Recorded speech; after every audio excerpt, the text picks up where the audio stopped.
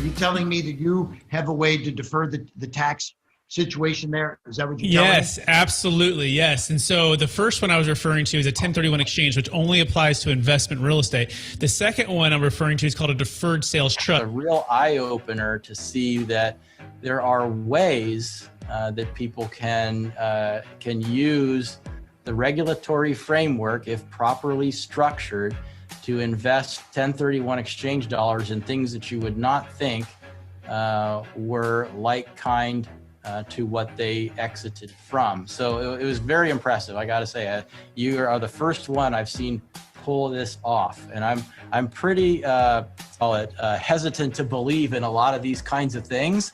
So it's a major feat for me to say, wow, this actually really worked, and it was really cool. 1031 is a way to shelter your income when you sell the thing.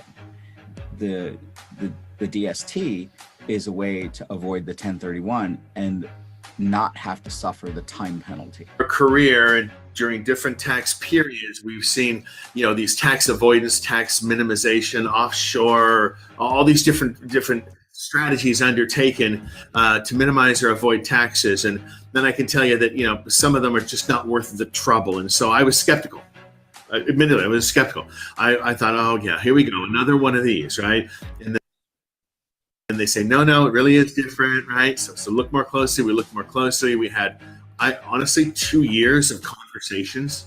2 years. Now we were being due diligence at the same time that we were doing due diligence, but 2 years is a long time to be, sort of flirting with the idea of and getting to know the people and getting to really understand the transaction. Yeah, long story short, we got comfortable, although we are not tax attorneys, lawyers, or estate planning attorneys, that at least, from an investment perspective, that, it made sense to sell a highly appreciated asset, get liquid, hold that in this type of a deferred or installment sale type of instrument, and then just be in a position then to do the most important thing. I'm probably stealing your next question, which is time. They say, well, you can't make more time. You can. The Deferred Sales Trust, in a way, allows you to lengthen the investment time horizon for those assets after getting liquid, but before having to feel the tax impact. And from an investment manager's perspective, time horizon is the most important element in investing.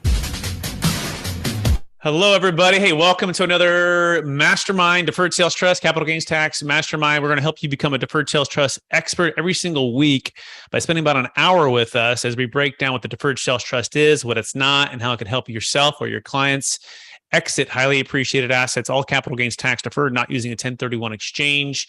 My name is Brett Swarts, for those who don't know me. I'm the founder of Capital Gains Tax Solutions, and we're on a mission to help people escape forever feeling trapped by the 1031 exchange, by 30 to 50% in capital gains tax and appreciation recapture on cryptocurrency, businesses, real estate. And, I believe everyone needs a coach and a guide who helps you exit well, because you build a business or real estate or you invest and you do very well, but all of a sudden you're going to exit and you've never really exited before in this high of a level, this high of a gain. And you need someone who's day to day helping people navigate this even more than your CPA who's filing tax returns. You need someone who's going to help you exit every time in a way that's going to give you freedom, flexibility, diversification, and the ability to create and preserve more wealth with a trust or with a strategy or investing into real estate. That being said, I can't do this alone. I'm with some amazing people. Our goal is to build a dream team. I believe that if we work as a team, we can all achieve more. And this is part of our masterminding with clients, past clients, new potential prospects, as well as one of the best, I think, financial advisors in the country. We call him the CPA Whisperer. And I think he's one of the best because he thinks beyond just traditional investments. Although he's an expert in that, he thinks about tax strategy. He thinks about real estate. He's an entrepreneur. He's so many things. Please welcome with me, Jake Miller. Jake, how we doing? Doing very well, Brett. Thank you so much for that introduction. It's great to be here, calling in from Dallas, from the Rosewood Hotel here in downtown Dallas. Excellent. Yeah, I was just in Dallas actually last week at Fort Worth, the Gaylord Texan. We saw Tony Robbins, who was amazing, and a number of other real estate experts and even health experts. Some cool stuff there in Texas. Texas is booming. We toured a property, Jake, 200 units in Allen, Texas. You know, part of what we also believe in is multifamily value add properties is a great way to build your wealth and be able to diversify within the trust. And so you want to find deals and with operators that are doing and buying and operating at a high level. And so had a chance to tour with the Ellis Hammond with Symphony Capital Group, which was awesome. And it was a B-class asset. It had rents between $400 and $500 below post renovation, but it had a tennis court, it had the 2 pools, it had a fitness center. It was 13 acres, low density. In fact, across the street was the property. Across from the property was a high school. Looks like a university campus where Kyler Murray, you know, the star quarterback for the Arizona Cardinals, he played at. Just a A+ location in Texas. Love Texas. Anyways, that's cool. So what are you doing there, Jake? What's happening in Dallas? We just have some companies, some businesses that are getting ready to sell, getting ready to buy, working with the people on both sides of the table and just helping make sure that the deals happen. It's a very exciting time for wealth to transition from one generation to the next, as well as individuals who are very entrepreneurial and those who are wanting to slow things down a little bit where they can meet in the middle and make a deal happen. Absolutely. That's one of the values of the Deferred Sales Trust, right? You can be passive or active. You know, if you want to retire, you can. And if you want to be entrepreneur, you can. In fact, Jake and I, we just closed the deal for an entrepreneurial client. He's actually, he's like around 40 or so. And he just sold a business. And right now he actually wants to be more passive with that pile of money that he just earned and was able to defer that tax. And he's going to go into about, 80% into securities. He's more heavily into real estate and businesses right now, but his take was, let's do some real estate. We'll do about 20% into some real estate, but he thinks there's kind of a good opportunities to buy when the market's down a little bit. And so Jake, talk about a little bit about that strategy and that thought. And he's kind of putting that bucket over there. He's kind of releasing and giving the trust in us to help invest and manage that. And then as well, he's going to go and try to make another pile of money with new businesses. Absolutely. So this individual is an interesting fella. Again, as you mentioned, Brett, very young, very ready to keep pushing forward with a lot of other things. But he built this business up, sold it, made his money, captured it in the Deferred Sales Trust. And right now he wants it to sit on the side. He doesn't want to have to think about it. We went through the process to establish an appropriate portfolio in marketable securities that he would be comfortable with, that he would be happy with. And right now he says, hey, everything in the market right now is kind of a discount. And although there might be some volatility here in the short run, I don't want to look at this for 5 to 10 years. So let's just place it in a very good strategy as far as, overall what we're going to have as a portfolio. Let's just put it there. Let's forget it. And let's continue on with business as what he knows. He says, hey, Jake, I know what I know. And I know that I can make money. I know that I can build business. And I want you to build my asset over here. And so absolutely. Yep, that's great. And so what we do here every day, by the way, or every Friday, we talk about deal stories that are going on or deals that have just closed. And then we also give you a little bit of the vision and why we're here. And then we start answering questions from anybody. It can be a live deal. It can be a potential deal. It can be a deal for a client. It can be a deal for yourself. And so we're going to be opening up for questions along the way. But if you have questions along the way, it'd be great for you to put in the chat, your first name, where you're from, and then the question. And the question can be about the legality of the Deferred Sales Trust. It could be about the investment options of the Deferred Sales Trust. It could be about, the flexibility of the payment stream. It could also be about estate tax, right, Jake? We're working on some very, some large deals for folks that are above those $24 million marks, married or 12 million single, meaning anything above and beyond that subject to that 40% death tax. Jake, if you want to touch on the value of the Deferred Sales Trust as it pertains to moving funds outside the taxable estate, without having to use life insurance, charitable giving, or having to give it all the way to, 20 kids that you maybe only have 2 kids. You can't gift it away fast enough. Absolutely. And before I dive deep into that, Brett, one of the things that we really need people to focus on and be aware of is the sunset of the Tax Cuts and Jobs Act in 2026. Pretty much whatever the limits are right now, that's going to change. And very likely it'll roll back to what it was. And that's almost in half of what it is today. So let's say what it's going to be or what it was before the Tax Cuts and Jobs Act. That was $12 million, married, filing joint, to where if your estate exceeds that amount now or at some point in the future when you do pass away, everything above that amount will be given a 40% haircut. So when you go to the barber and you get a haircut, usually we're thinking like 5 to 10% to trim it up, make you look nice, but a 40% haircut is rather substantial and oftentimes causes family legacies and estates to get broken up, meaning you can't pass that big property. You can't pass that multifamily. You can't pass some of those other assets on because they have to be sold, and usually not in a timing of your choosing, because usually they say 6 to 9 months later, you have to pay that tax.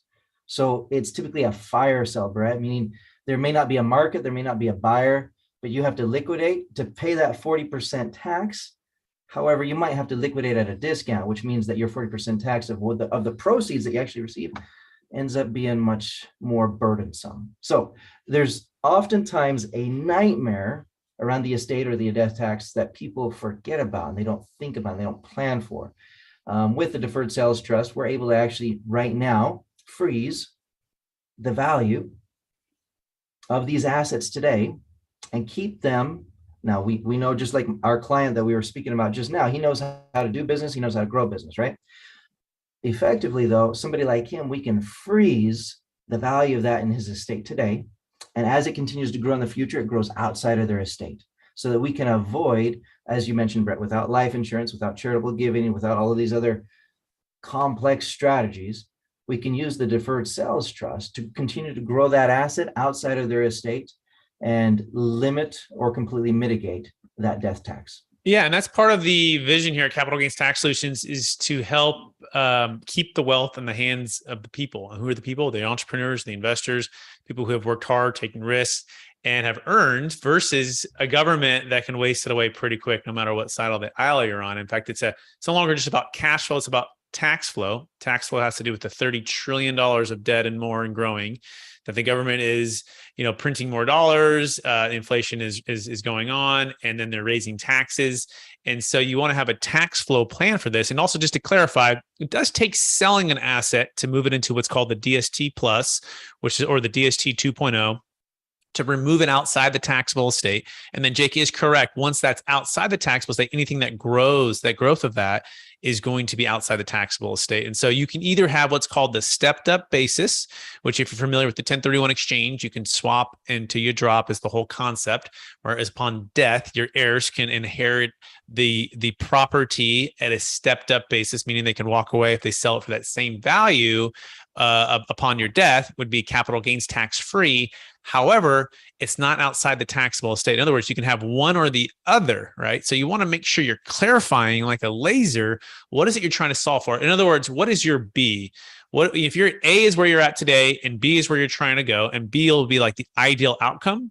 What does that look like, right? And oftentimes people find us and it's like in a Rubik's Cube, meaning their colors and their different things represent different outcomes for them, right?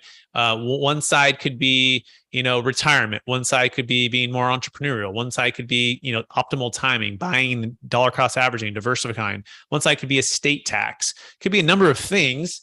And ideally, we're going to work as a team to try to bring this all congruent as much as we can for your situation by adjusting and looking at the strategy.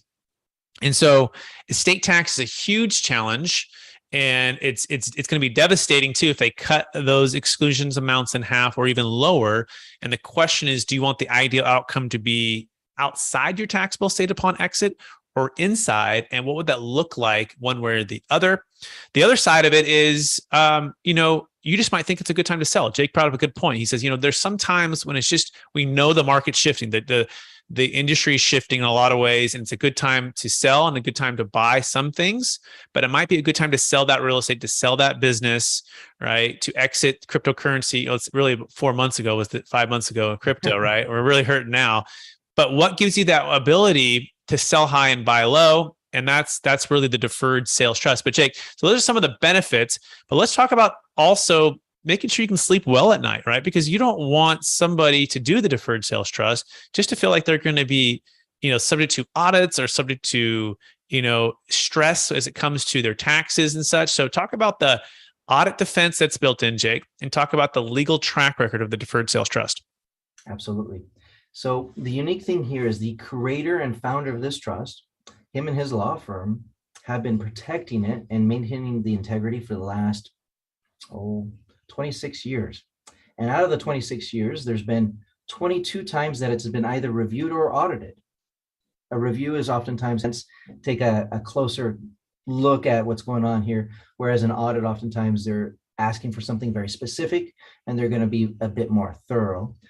In the case of a most recent audit, Brett, there was a deep dive audit on $120 million, was it $125 million condo skyrise building in California.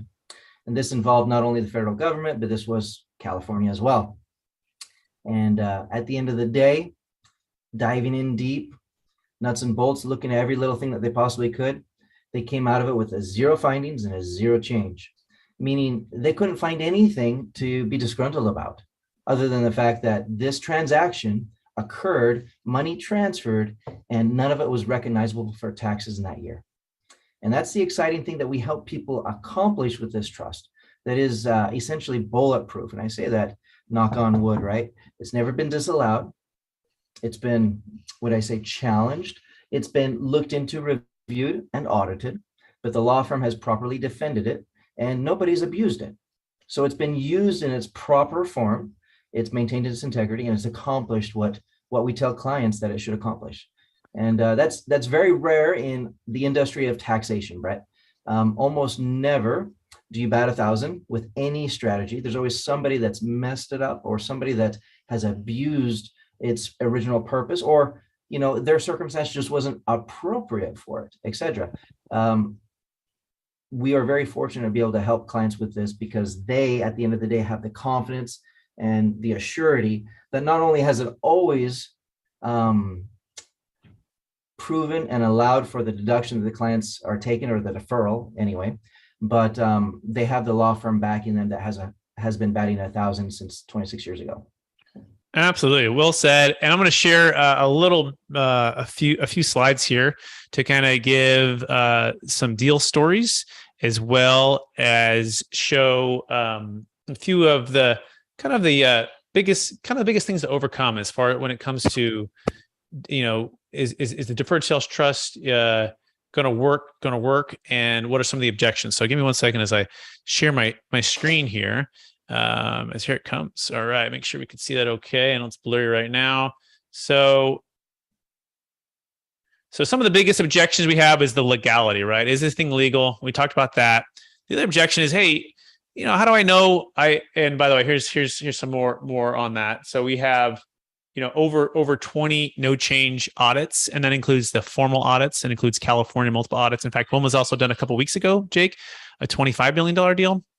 No change, no findings on the audit. So still batting 1,000, just over 3,000 transactions or so in counting.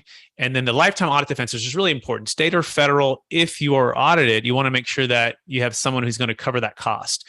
There are those that approach Jake and I with different strategies that they want us to talk about or to sell. And the reason we say no to 99% of them is because they don't have this, over a couple decade long track record. They haven't been through the audits, or the actual attorney who's pitching the thing hasn't actually defended any of his clients on the structure that he's talking about. So it's so important to understand that it's not just the structure and the strategy, it's the team of professionals to help to execute this. And if you're wondering who are the team members, well, my role would be the trustee, third party, unrelated trustee.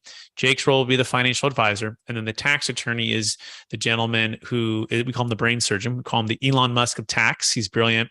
And he's the one who provides a lifetime audit defense and all the legal work. So a few things that are really important to point out, some of the benefits of the Deferred Sales Trust versus like a 1031 exchange. And remember, 1031 exchanges only work for investment real estate. They don't work for primary homes, cryptocurrency, or businesses. But you can buy back in and out of real estate at any time, or other business ventures, or other, at any time, all tax deferred with the trust, which is really incredible, right? You can sell high, buy low. Think of the 2008 crash. I just watched The Big Short. Anyone read that book or watch that movie? My wife and I just rewatched it. We're like, well, just remember what happened, right? Not that we think it's going to be a credit crash like this, but there's changes happening right now. and to be aware of there's wisdom and learning from history. And so the idea would be here to sell everything high in '07 before the crash and buy back in 2011, right? In real estate, that's kind of the Monday morning quarterback. And the trust gives you the ability to do that, all tax deferred. Number two is the ability to have the income put back into the deferred sales trust, kind of like an IRA, kind of like a 401k, and invest it into investment grade securities. These are some of the biggest companies in the world, stocks, bonds, mutual funds that you have to approve everything, by the way, to approve of the investments and the movement of the funds. And that's where we work as a team to execute this. Number three is a seamless partnership separation. So you might have multiple partners. In fact, we just did a $13 million deal in San Diego where there was 4 partners. They bought it for $500,000, the land, built it for to $4 million, and then exited up to $13 million. And that gain was about 40% cap gains tax. They were able to exit. In fact, one partner just wanted to pay his tax. No problem. He paid his tax. The other 3 did a deferred sales trust, and they were able to defer all of their tax. So it's a nice way to separate the partnership without having to have everyone go into a 1031. Number 4, can also save or rescue a failing 1031 exchange. Now, you do need to work with an accommodator, and we have one that we work with. That's a strategic alliance of ours.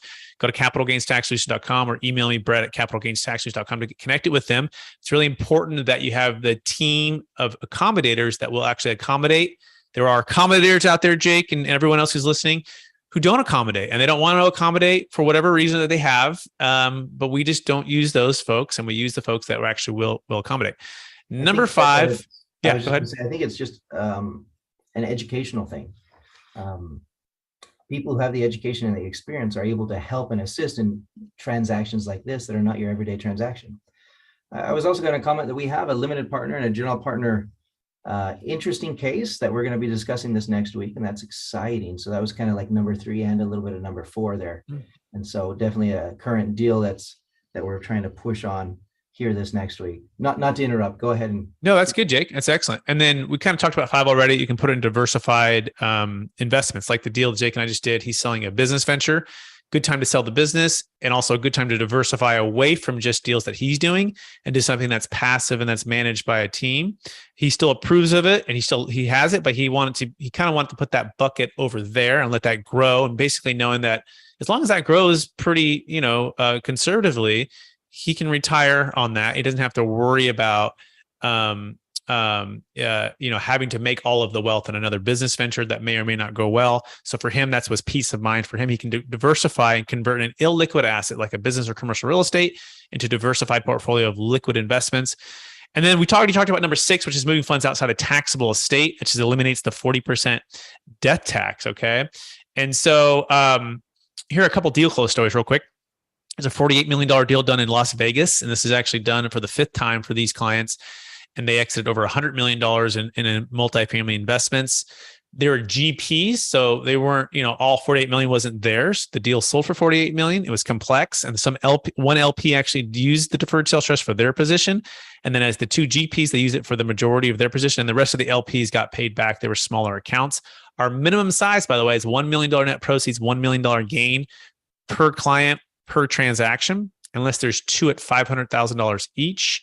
In fact, here was another one they did just a couple of months prior, a $33 million exit in Phoenix. Here's a deal for a new client out of Texas, sold an $8 million piece of land. In fact, they tied it up this one's about 5 and then sold it at 8, did some improvements. And that difference was the delta that was able to go into the trust. Also, notice that it was in one day. It was short term. It wasn't didn't have to hold it for more than a year. Whereas the 1031, you got to hold it for more than a year. Oh, no, it's going backwards. Here's the deal in San Diego I was telling you about. It's called the Extreme Car Wash. And they were able to defer a lot of tax. It was like 12.75 million. So almost 13. Here's a deal in Denver, Colorado for a client. We had to do a partial Delaware statutory trust there, which often gets confused with the deferred sales trust, but they're different. Delaware is just a 1031 option. But this deal, they had a mortgage over basis. So we had to replace some debt over basis. And then the majority could go into the deferred sales trust. Here's one in Tucson, Arizona. This client, he's just like, Brett, I've been managing this property for 25 years. His name is Chuck. He's like, I'm 70 plus years old. He goes, it's senior housing, and it's student housing. And he goes, you know how many calls I get, how much craziness has gone on. This is by a university. And he's like, you know what? I'm just done. And he goes, let's just put it 100% into the biggest companies in the world. If they all fail, then I'll pay my, I'm out. But this is an amazing opportunity. He sold at a good time as well. So that being said, I'm going to open up for questions here from any of the guests. You can chat in the chat, or you can unmute yourself, and then Jake and I are happy to answer those questions.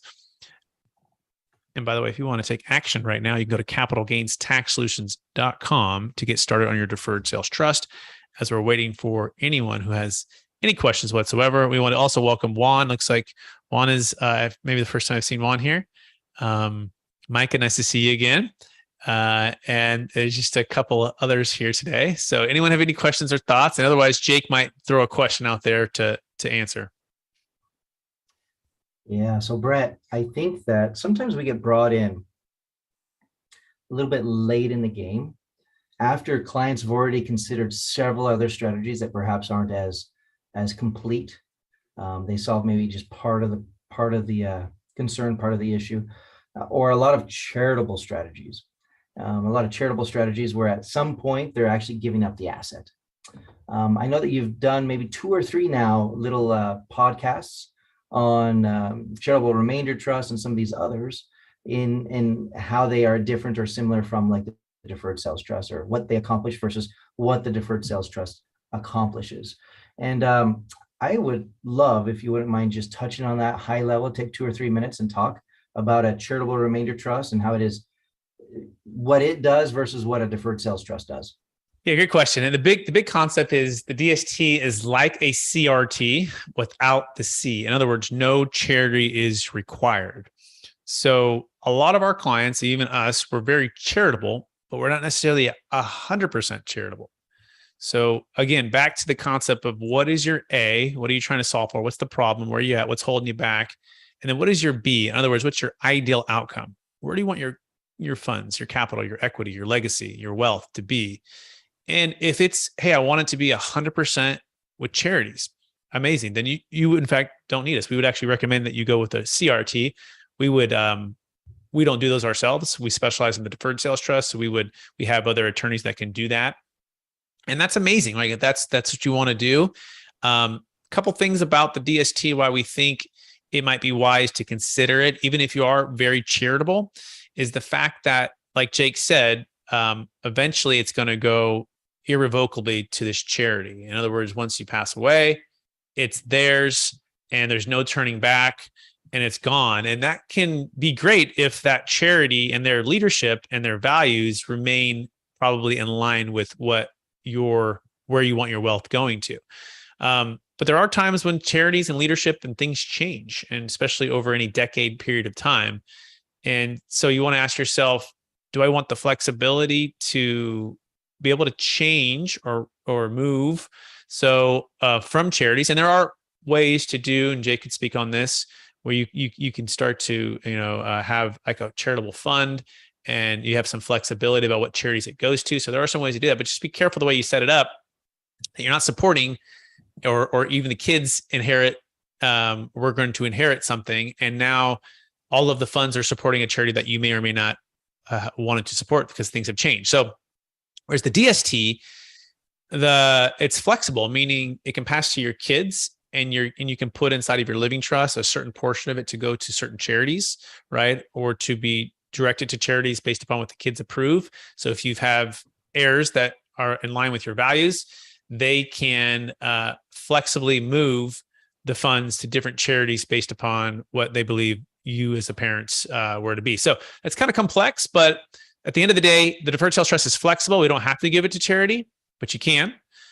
The CRT is less flexible in that you will be giving it to charity. And then again, the question is, are you 100% charitable versus 10%, 20%, 30%? Jake, how do I do? I think you did fantastic. In fact, you hit the nail on the head with one of our prior clients.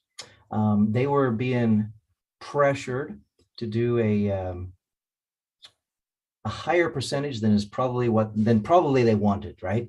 They were being pressured as, this is your strategy, the CRT and only the CRT, right? And so they were being told to do 100% CRT. when in all reality, they only wanted to do 10%. And they had this concern, and you brought it up a little bit. It's what if they change the director in 2 years? Then we've just put a lot of our net worth and our assets into this foundation that we love and cherish and believe in that might take a completely different direction with a different director. So what we were able to do is recommend at least that they do the deferred sales trust. And at any given time in the future, after the new director is chosen or whenever they choose, they can take 5, 10%, 20%. They can take whatever they want out of the DST because they still have control of the reins. They still have control over the timing of when to take that money out as a possible taxable distribution that could then be offset by the CRT strategy. It's beautiful, right? It's just the flexibility. We call it Netflix versus Blockbuster, right? It's the same reason we like it versus the 1031, which has the 45-day, 180 like-kind requirements, debt replacement requirements, whereas the deferred sales trust has none of those, right? So you have no timing requirements, no like-kind requirements, and that flexibility of diversification, liquidity just creates a way that feels more like a seamless Netflix scenario versus having to drive to a Blockbuster and return the movie in 3 days. So these are all the things that we love about the deferred sales trust. This is why we're here, to give you the pros and the cons. What are some of the cons though, Jake? I mean, we're talking about all the beautiful, shiny things here with the deferred sales trust. Like, what would you say, someone, why wouldn't they use it? Like, what's kind of the downside? If somebody literally should not sell their property.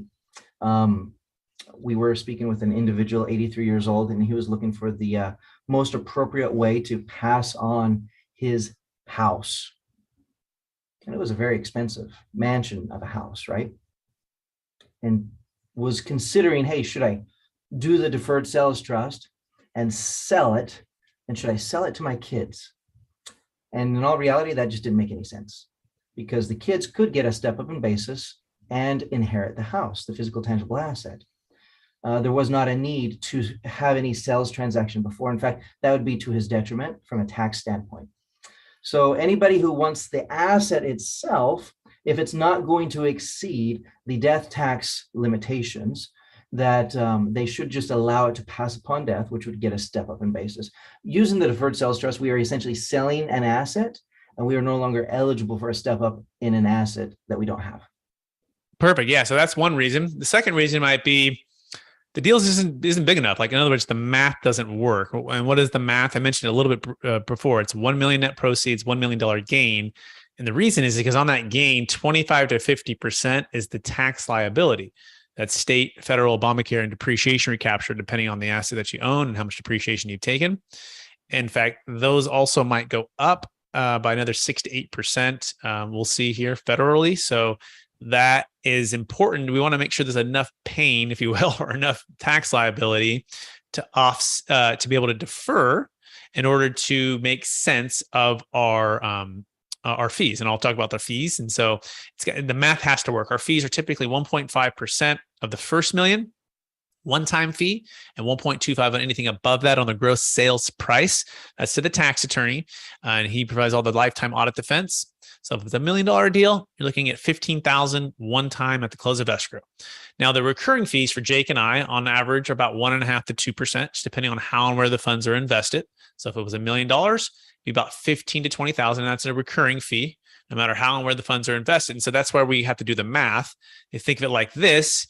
If you're in California, which is 40%, you could sell at $1 million and pay 40% if the gain was $1 million. And that would be, a zero basis. So that'd be a $400,000 tax, or we can roll all million into the trust and out earn, hopefully use the government's money, which, by the way, they're charging you 0%. It's like a zero interest loan from the government, that $400,000, 0% on that. And try to earn, we typically earning somewhere around 8% net of Jake and I's fees. Not a guarantee. We have to go make the money. That's the goal. But that's the thought. If I can earn and live off the interest, where most of our clients, that's how they'll structure it. They'll structure with interest-only payments somewhere between 5 and 6%, maybe, even though it's earning the 8%. And they'll pay ordinary income tax on that. But essentially, the fees have to, and the ROI of the deal needs to make sense. And so that's number 2 reason why you might not use it, because your deal's not big enough. Jake, can you think of a third reason? Third reason why it may or may not make sense. essentially if they just want to spend the money. So this is often the first question that we ask, right?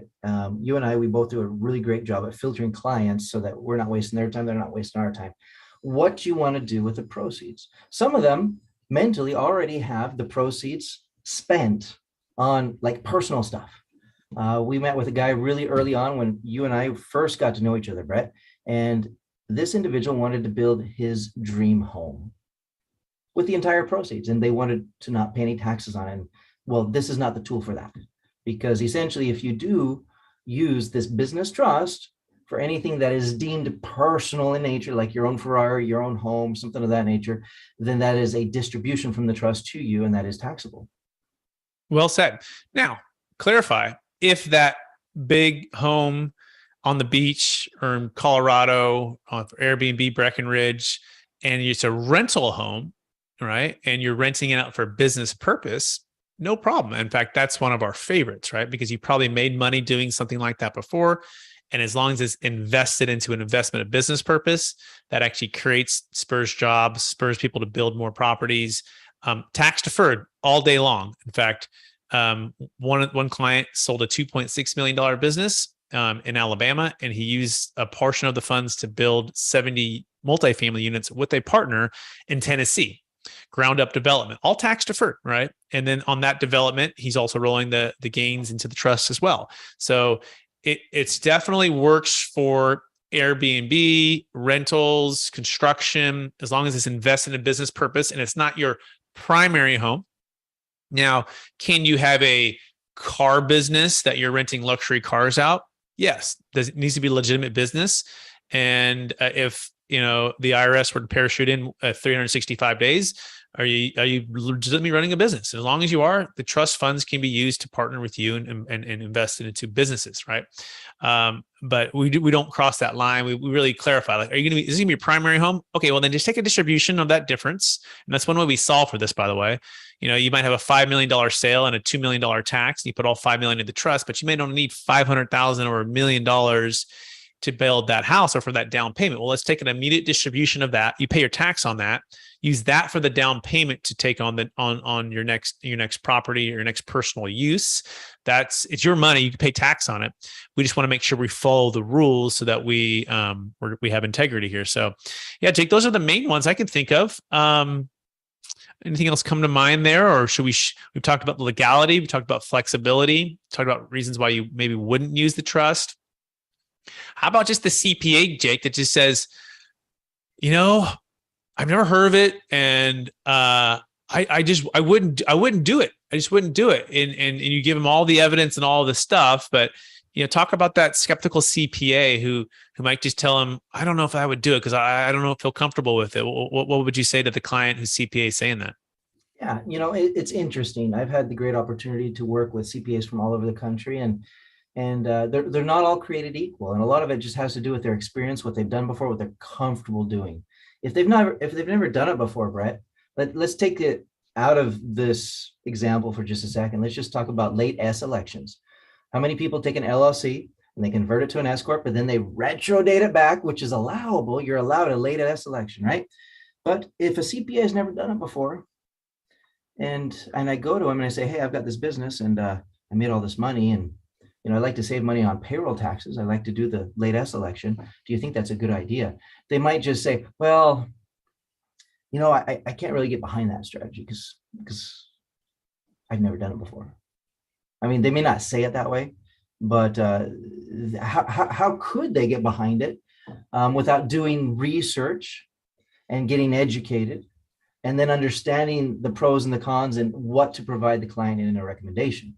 And if I'm not paying him or her an hourly rate, right, to review this and figure it out, they might just say, hey, I can't invest my time into something that you just sprung on me as a surprise. That's a little bit of what we find occasionally with the Deferred Sales Trust. Sometimes the clients see our webinar, Brett.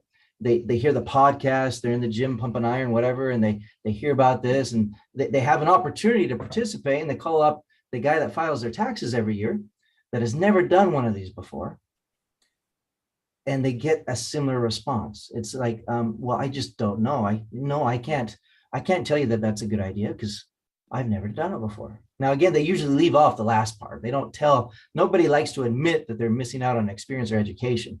They always want to be the smartest person in the room for the client, which is why we work really well with other professionals. We invite clients to bring their advisors to the table. And, from day one, let's get it all out in the open so that we're not wasting anybody's time. If somebody needs time to be educated on all of this stuff, a lot of times we have them sign a little NDA, right?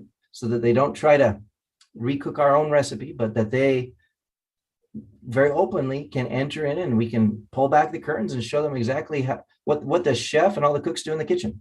Yeah, absolutely. Very well said. I love that analogy. It's so spot on, right? And by the way, we welcome CPAs, and 99% of them who spend some time with us, who sign the NDAs, who go through the process, they all join us, right? And we work great with other CPAs. In fact, you guys are so valuable because you have that know, like, and trust with them for so many years. And so our goal, and we actually invite the client to bring in their CPAs. But here's the key: bring them in the passenger seat, right? Don't put them in the rearview mirror or put them in the back seat. Like, go through the journey with them together. And sometimes you got to give the CPAs the benefit of the doubt, because they get approached to some of this stuff like last minute, like, oh my gosh, the client hasn't planned or pre-planned. And you're right. They go into a webinar or a podcast, they speak with us, and their deal is, it's all the emotion, all the intensity of a $10 million deal is coming down, and it's 2 weeks before closing, and they're asking their CPA to give their expert opinion. All right. It's almost like emotionally, the client is trying to put emotionally and expertise wise on the CPA to make this call. Like, well, would you do it? And the CPA is going, well, we don't even have time to go. I have to, do these things. And I'm up against these, September 15th and October 15th and April 15th dates. And so the key is pre-plan. This is part of where we work on a no cost, no obligation basis. Nothing is charged for talking with your CPA, talking with you, actually setting up the trust, reviewing the PSAs, putting the documentation together. All of it's there, no cost, no obligation. You only pay us at the close of escrow. But we want to encourage you to get with your CPA early, get with us early, pre-plan the exit before you exit, and don't spring on your CPA last minute. However, I will say, I had my ACL surgery done, right, Jake? And I remember walking in to my general practitioner, and he did the test, right? He did, if you do the test where they grab your knee, you ever do this? Has this ever happened to you? And they move it, right? And they're like, and you think that, you're looking at them like, and I had just signed a scholarship. Okay. I just signed a scholarship. This is like my dream come true. 3 weeks prior to that knee injury. Okay. And so this is like 2 months before season starts. I'm all excited. And the swelling went down. It's been a couple weeks. So he's in there and he's testing it out. And guess what? I wanted him to say, everything's fine. Everything's fine. Right. That's what. And so I'm looking at him as he's doing his test, and he's doing this. And he looks at me and he goes, you're good. And I go, well, what do you mean I'm good? Like, no, I don't think there's any structural damage. I don't think the ACL has ruptured or teared. And I said, oh, wow, this is great news. And I'm all excited. And I go back to my coach who I just signed this big scholarship for, and he just committed to me. I'm like, I'll be back. Just give me a couple months of rehab. There's no ACL. I don't have to take the year off. I go home that night and I talked to my brother about it. And he's like, that's interesting. I had a friend who a similar thing happened, but it didn't turn out so well for her. In fact, she played at UC Davis in basketball, and she signed a scholarship, and the person did the knee test, and she same thing and said, you're good. She went back and she completely ruptured everything. Like, he became worse. And basically what the conclusion was she never actually had the ACL. The test had failed. And so he goes, go back to the doctor and ask the doctor to give you an MRI. And so he goes, just tell him to give you an MRI. Like, you want to be extra safe. This is your your college scholarship. This is your basketball career. You don't want to take a risk on a guy just doing this, right? Absolutely. So I go back to him and I say, hey, I want to get an MRI. He's like, you don't need an MRI. I go, no, I really want to get an MRI. I want to be safe. He goes, you are wasting your time. You do not need an MRI. Just, you're fine. You're going to waste your time driving down there. It's really expensive. You don't need an MRI. I was like, no, I really want to just be safe. Like, I know you're a good doctor, and he actually has a general practitioner that did like a sports medicine focus, right? yada, yada, yada. And he's very convincing, but I said, I'm going to get the MRI. So he goes, fine, you're wasting your time. This is how I did it. And he signed the prescription. He's like, kind of like upset about it. I'm like, all right, whatever. I go down there 3 weeks later, we get the results back. And guess what, Jake? He calls me up. I'm at practice. Hey, Brett. And he's just zero emotion. Yeah, we got your results back and your ACL is completely ruptured. You need surgery. You're going to be out for a year. And it was like a ton of bricks. And I'm like, what in the world? So my point of all of this is serious, right? Your exit is very serious, and it takes looking at and going through and not just trusting your general practitioner, right? For something that he's not a specialist, something he's not doing everyday surgeries, right? Especially if they're not even going to do the x-ray, right? So I would encourage you to ask your CPA to please. This is very important to me. I know you probably think it may or may not work or for whatever reasons, but would you please come on with Brett and Jake and his team, right? Go through it, do the x-ray if you're willing, let the MRI go through for the deal and sign the NDAs and go through this process. And if you do, and at the end of that, you do feel, perhaps it doesn't work, I'll have to make a decision at that point. But I am confident, and at least Capital Gains Tax Solutions and Brett and Jake are confident that if you go through that process, you will feel much better. Okay. So Jake, any thoughts on that story? It's absolutely true, Brett. I mean, it's a great parallel at, what CPAs and what other people do all day, every single day. If this isn't it, bring in the people that it is. And this is what you and I do every single day. We're helping people. Everybody's situation is a little bit different. And that's why it's not something that you just learn overnight. This is hundreds of cases later. This is, meeting with people thousands of hours. This is having a lot of discussions, doing a lot of research so that we can be the subject matter experts and we can sit down with the clients and we can, based on their scenario that is different from anybody else's, give them the advice and actually do that x-ray. Very well said. So hopefully this has been really good for everybody. If you're finding value here, please rate, review, subscribe. Please hit the like button. If you have any questions, you can always join us every week, every Friday, 10 a.m. Pacific Standard Time, 1 p.m. Eastern, where Jake and I and the team will be here to go through and help you become a deferred sales trust expert. We want to be your guide. We want to help you out. Yes, and so we do have maybe a comment here. Let's see here. Gordon. Hello, Gordon. Looks like Gordon says he was in the ER here. Let's pull this out. I was in the ER yesterday for my knee. They won't be able to schedule MRI until next week. Wow. It's, Gordon, I wish you very well on that MRI. And I hope that your ACL and your MCL and everything else is structurally still there. And it's, and whatever knee challenges you might have. I actually had 2 ACL surgeries, my right knee, my left knee. I have new knees now, and they actually ended up taking my hamstring. They cut my hamstring, and they went in a less invasive way that wasn't just a big old cut down the middle, which helps to heal faster. I was actually walking in 7 days on slowly with crutches, but and then let the crutches go in 7 days. So there are definitely encouragements there with the right doctors.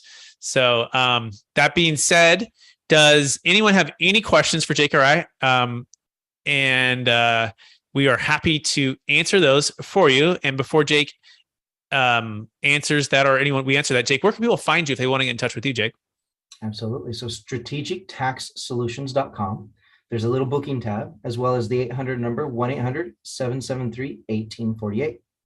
Excellent. And if you want to get in touch with me, you can go to capitalgainstaxsolutions.com. It's capitalgainstaxsolutions.com. Our number is 916-886-2986 as well, 916-886-2986. And then check out the new book that's coming out on Amazon here shortly. It's Building a Tax-Deferred Exit Strategy. And in fact, we have the Jake Miller, extraordinaire. He is in the book. We have people like Kevin Harrington from Shark Tank in the book. And the whole goal of the book is to help you to unlock your ideal wealth plan when selling assets of any kind for yourself or your clients. And it's my journey to the Deferred Sales Trust. It has multifamily syndicators, financial advisors, experts in here talking about building wealth, exiting well, and just having solutions, right? Because at the end of the day, people people get paid when they solve problems, right? The bigger the problem we can solve, the more we can get paid, more people we can help. And that's why we're here. That being said, we so appreciate everyone out there. Looks like we have no questions. Please rate, review, subscribe. Please share this with them. They can inspire. Please comment any other questions. If you're watching this on YouTube, we'll try to get to those questions next week as well, if you're watching on the replay. And we will talk to everyone again real soon. Bye, everybody. Bye.